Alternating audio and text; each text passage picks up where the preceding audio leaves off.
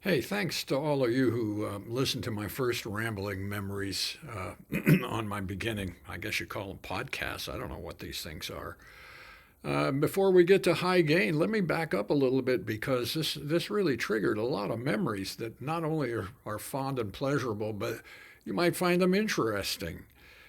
Because I talked about, oh yeah, building the amps and fixing, rebuilding the engines to the Mercedes. Well, where did you do that? Those of you who have looked at any of our history probably remember seeing that old green dog kennel, which was sort of the original shop, apart from the back room of Prune Music. Now, why did I need that? Well, I lived right by there and I hated driving into Mill Valley, but the main reason was there was so much social activity, including the tasting of fine cannabinoidal substances in the back room of Prune Music on a constant basis. It was really hard to get my work done. So I outfitted this old, cleaned out this old kennel, blah, blah, set it up, and that was my shop. And literally truckloads of gear were delivered out there and hauled up this funky little path where I worked on them and all that. By now, I had already jacked up and saved the old cabin that was just across the way, a short walk. But I needed a better shop than that dog kennel. And I'd heard about a lumber mill selling grade 4 redwood for $35 a thousand board feet. That was unheard of cheap even then. It's probably 100 times that now, if not more, if you can even get it. And so since my labor was free, I could afford to build a shop, two-story studio shop. The upstairs was going to be for Raven, my wife, as a textile studio. She was a very accomplished textile artist and also helped tremendously in the early days, not only wiring amps, but handling a lot of the business, which we'll get to. So I rented the biggest truck I could get. Well, first of all, yeah, I rented the biggest truck I could find. I'm backed up here. Wait a second. First, it's on a steep hillside. And the first challenge was making a driveway. So a local kid, Sammy Urban, had a small dozer, and he and I roughed it in. Another friend had a backhoe, and we dug the foundation trenches. Then I ordered a ready-mix truck full of concrete. Remember, that was Mesa Engineering. And when the driver, a cool guy named Frosty, saw that steep dirt driveway, he just shook his head, got back in his truck, and drove away. And with that, I thought, well, man, there go my dreams. Oh, man, and I don't blame him, because when you looked at that steep dirt driveway, I don't blame him. But minutes later, he returns. This time he's backing up. And he gets to where the drive hits the road, and he floors it. He's only looking in the mirrors. And he makes the turn, and this big wallowing truck is going up this dirt driveway. He gets about halfway up before the dirt driveway starts caving in under him. And I'm yelling at him to stop, picturing this top-heavy concrete truck overturning and rolling down. I mean, the outside dual wheels were biting into nothing because all that dirt was cascading under. But old Frosty, man, this guy, he just keeps on coming. And he makes it. He gets all the way to the top. He steps out, and with a haggle-toothed smile, he's clearly proud of this ballsy accomplishment. And me, I'm wiping away tears. I'm ready to hug the guy because of the trauma and the success. So we poured the foundation, we poured the driveway, and the next step, I rented the biggest, largest flatbed truck and headed north. First stop was Barnes Lumber, where I bought the Doug fir, which is what you use for the structural lumber, then up to this Al Thrashers for that redwood, which I use for flooring, siding, roofing, concrete forms, the retaining wall to hold back the hillside, everything. Okay, so we loaded the truck and we had to place everything very carefully because the first time the excessive weight pushed that flatbed down till it was rubbing on the dual rear tires. And the millman warned me. He said, "Hey, you're overloaded." And I said, "Yeah, I know about that highway patrol weigh station. I'll just pay the fine." And he said, "No, it don't work that way. They'll impound the truck, fine your ass, and you won't be able to move it until you unload it."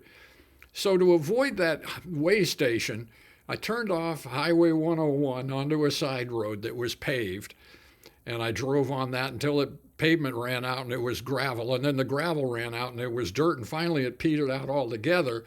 And I'm driving through this big orchard in this big overloaded truck and thinking that I'm basically going the right direction, south. Uh, and eventually the orchard comes to a dirt road that becomes gravel, that becomes paved, and it comes back to Highway 101, luckily below the way station. So I got away with that. And after that, and we were hot and tired, I was with a pal who had just come back from the Peace Corps. We parked the truck and went down to the Russian River, which parallels Highway 101 along there. And we drank a couple of beers and went swimming. Okay, so we make it home, and it's past dark by now, and I'm looking at that steep driveway where the concrete truck just barely made it, and I'm thinking, well, I got to try it. I mean, what's my alternative? Carrying this entire building up board by board, because it's all on the truck. And so I didn't want to back up. I never could have done that, and that wouldn't have worked anyway. So I get a good running start, come roaring down the road, crank the turn to go up this driveway that's kind of diagonal to the main road, and the front end of the truck gets, maybe 40% of the way up. But as it went up the steep hill, the lift gate on the back, of course, went down, and that gouged into the pavement on the public road down there about 2 inches. And man, that truck was stuck. So we tried everything to get that truck out, and we just gave up. And finally, we started unloading the damn thing and thinking, well, maybe if we took some of it off, we could get it out. Eventually, because we've been blocking the road for about 4 or 5 hours now, the sheriff shows up and he says, hey, you got to move this truck. And I said, I wish I could. And he said, well, I'm going to impound it. And I told him, hey, impound away. If you can get this truck out of here, it's yours.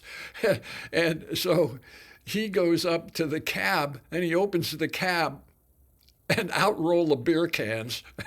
And so they're rolling down the driveway, and he gives me the death ray look. And at that point, I'm so tired and frustrated, I'm beyond caring. Man, you can put the cuffs on, you can do anything. And you know what? The guy was super cool. He just shook his head, got back in his squad car, and left.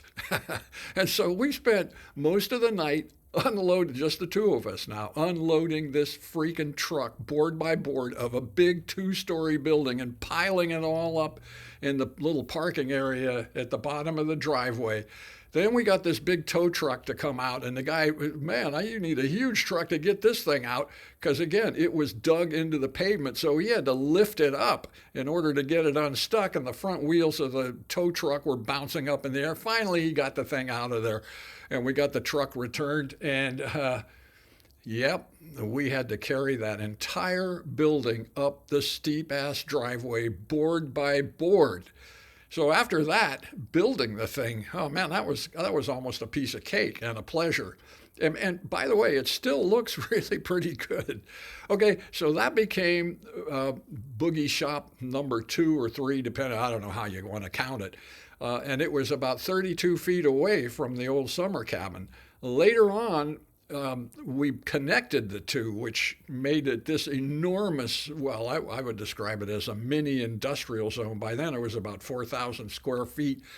And it had wood shop, electronics shop, packing off a room, warehouse area, an electronic storage parts, the tech. I mean, it was a mini Mesa Boogie factory where we built just short of 3,000 Mark I's and shipped them, if I recall correctly, 37 or 39 different foreign countries.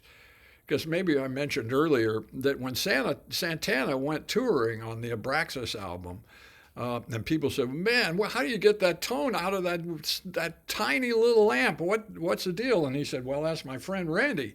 He's up in the obscure wilds of, and so we were getting these contacts from all over the world, but mainly we were dealing with just local, individual musicians. And again, I want to thank every one of them deeply, deeply from the bottom of my heart for trusting me and us, my wife Raven at that time too, trusting us with their cash for their tone.